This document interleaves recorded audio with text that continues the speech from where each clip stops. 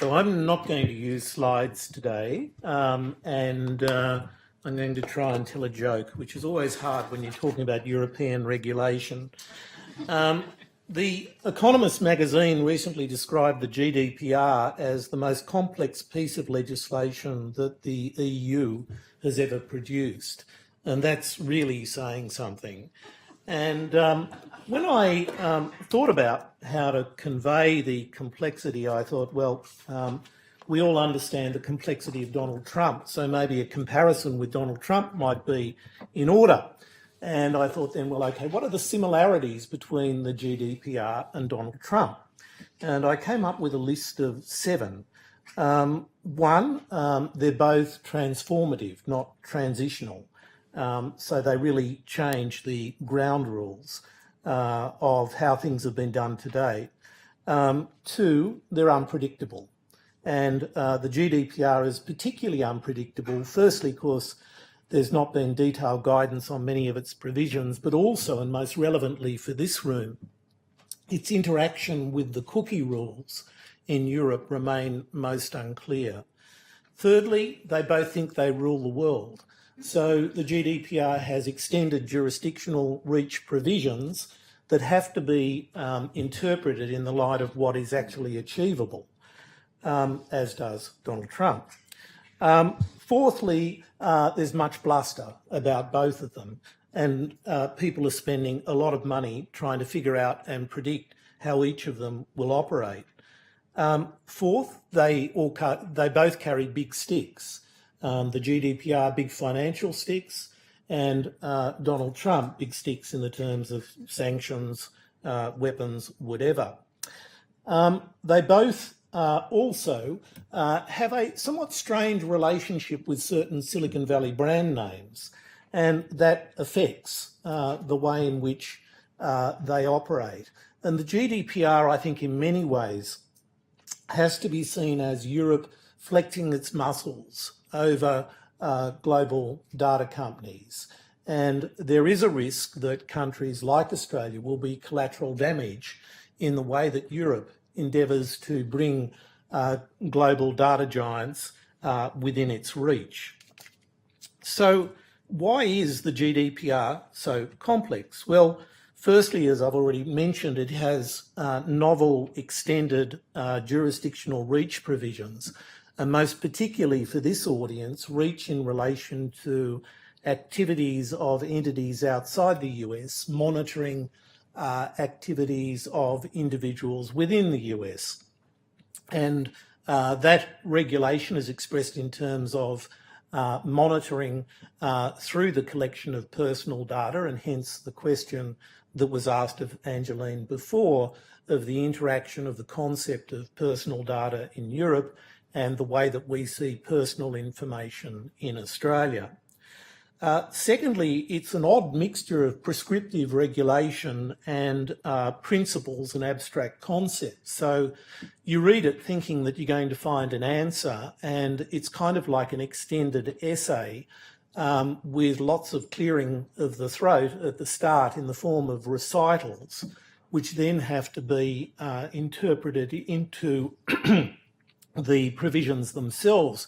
So it's not like our APP principles where they're sort of skinnied down and you really fill them out by reasoning. You've got all of this detailed statement of how things are meant to be, and then this principle stuff mixed in the middle of it. And really reconciling statements of principle with the detailed regulation is extraordinarily difficult. Next, you've got the interaction with the cookie directive, the e-privacy directive. And one of the really difficult questions that's being debated in Europe at the moment is to what extent can the way in which you obtained consent for cookies and other tracking codes continue under the new GDPR regime? Or do you have to apply the same consent regime to the placing of tracking code, cookies and such like, as the GDPR prescribes in relation to the placing of the cookie itself? So you get into all kinds of pretty arcane debates about can you use legitimate interests as a basis for placing cookies? Do you need GDPR-style consent, that is unambiguous consent, whatever that means, before you can place a cookie, as well as is clear under the GDPR, in order to use data that has been collected by a cookie. And that debate is raging in Europe at the moment. And that debate is, of course, occurring in an environment where, post-Cambridge Analytica, we can expect a number of European regulators and legislatures to take the opportunity to crank the restrictions on cookies and other tracking code to come into the new e-privacy regulation down another notch. So Cambridge Analytica has, I think, already had an effect on where use of tracking code will go in Europe, and we will see more to come, and we can't predict today where it will go. So the Information Commissioner in the UK recently said we're all going to have to change the way that we think about data protection, and we're going to have to do it in Australia as well.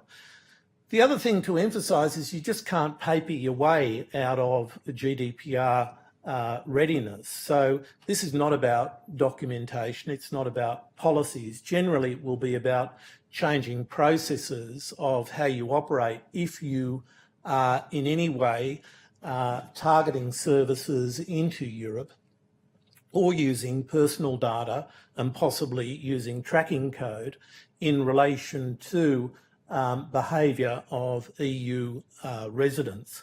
And that will apply to many people in this audience. So what GDPR is already doing is prompting a deeper dive within most organisations about how their data ecosystems work, both internally and in relation to third-party providers, including in particular ad tech providers.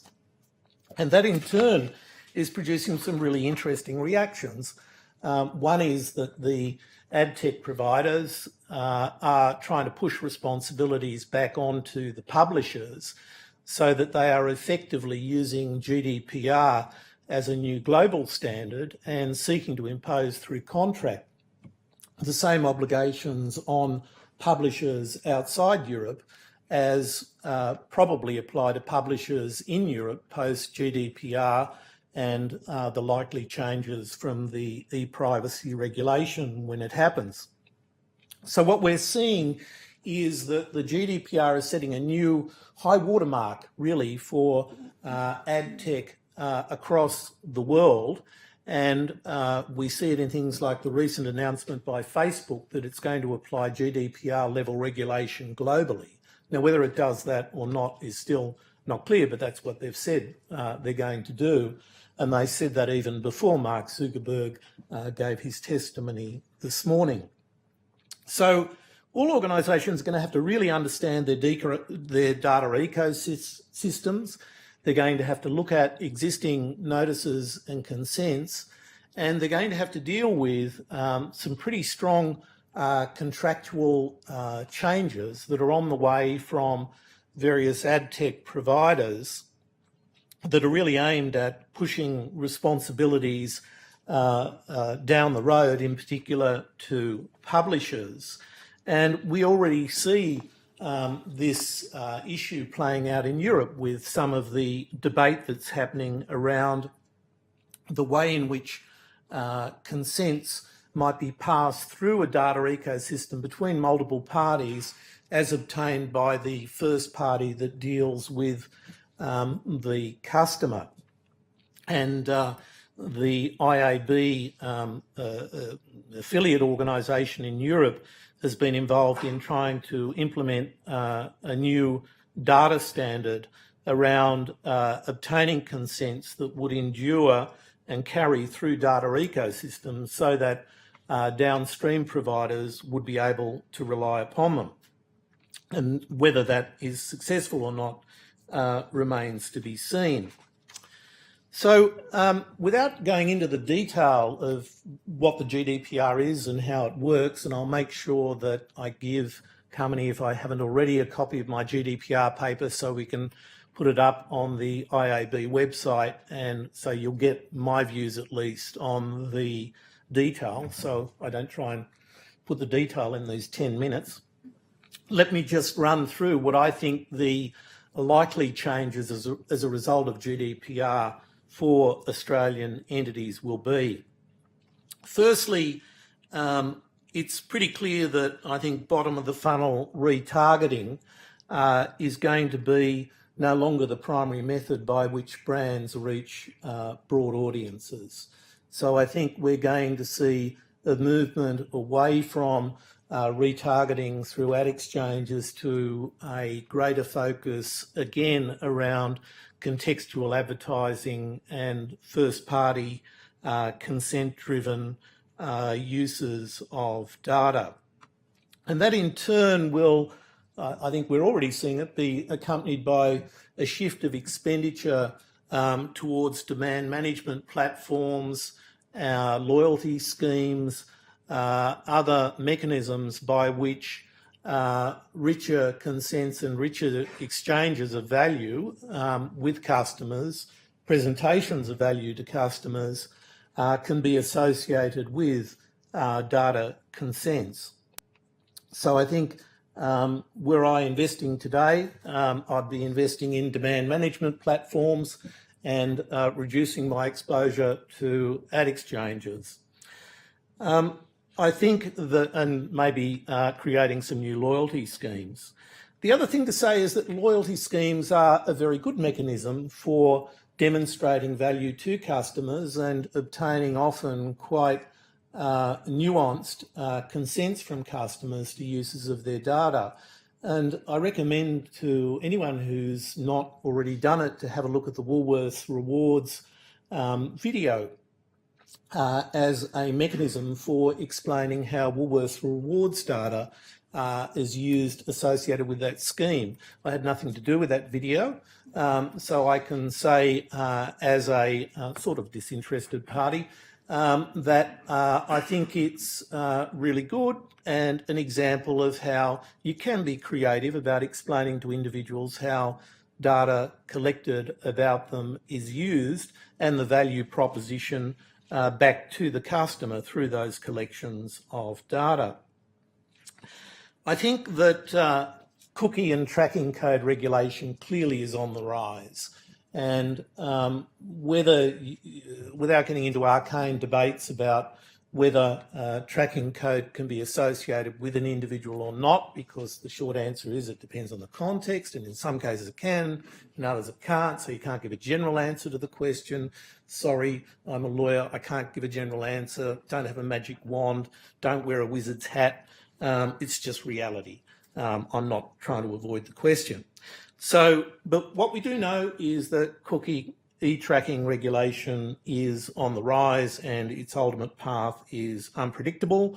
We do know that the European models of trying to transfer liabilities and responsibilities within a data ecosystem between multiple organisations are arriving already down here in the way that global organisations are responding to the GDPR through revised contracts. So whether you are directly regulated by the GDPR or whether you're just caught up in the wash of the contracts dealing with those people who are directly regulated with the GDPR, you're going to find the GDPR affecting your business in some way. The other thing to say is really to emphasise, I think, a point that Angeline made, which is that the way that we think about consents is fundamentally changing.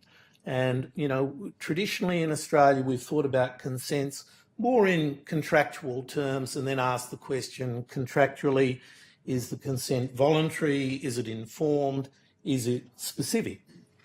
And that's a pretty simple question, really, of whether a consumer, as a contracting party with an entity, has adequate information given in advance for them to understand what the nature of the consent that they're giving is.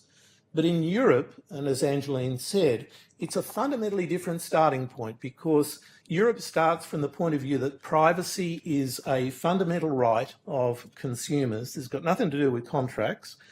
It's a fundamental right that an individual has when they come to purchase a business's products or services, and this right should not be easy for users to bargain away.